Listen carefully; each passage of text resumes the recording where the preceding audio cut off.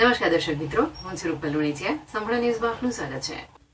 ડીસા નગરપાલિકામાં છેલ્લા સવા વર્ષથી પાલિકા પ્રમુખનો વિરોધ કરી રહેલા ભાજપના સભ્યોના જૂથનો અંતે વિજય થયો છે.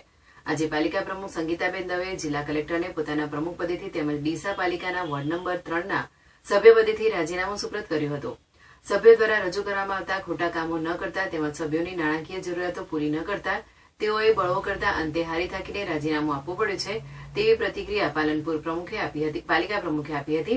ડીસા નગરપાલિકાના પ્રમુખ તરીકે બીજી ટર્મમાં સંગીતાબેન દવેનું પ્રમુખ તરીકે નામ જાહેર થયું ત્યારથી જ નગરપાલિકામાં વર્તમાન ધારાસભ્ય અને પૂર્વ ધારાસભ્ય એમ બે જૂથમાં સભ્યો વહેંચાઈ જતા સતત સવા વર્ષ સુધી પાલિકામાં આંતરિક વિખવાદ ચાલી રહ્યો હતો, જેમાં પાલિકા પ્રમુખને હટાવવા એક જૂથ શરૂઆતથી જ પ્રયાસો કરી રહ્યું હતું, જેમાં અગાઉ પણ 16 સભ્યોએ પોતાના રાજીનામા ધરી દીધા હતા, પરંતુ ભાજપ પાર્ટીએ ઘીના ઠામમાં ઘી પડી જશે તેમ માની કોઈ પગલાં લીધા ન હતા.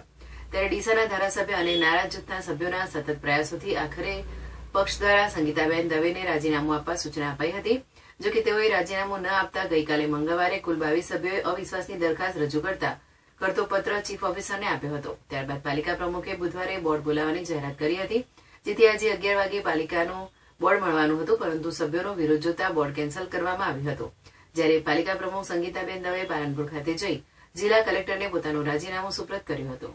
મારા સમાજના આગેવાનો સાથે રાખીને ડીસાના નગરપાલિકાના પ્રમુખ તરીકેનું અને વોર્ડ નંબર 3નો ડીસાના વોર્ડ નંબર 3નું સદસ્ય તરીકેનું પણ હું આજે રાજીનામું આપું છું.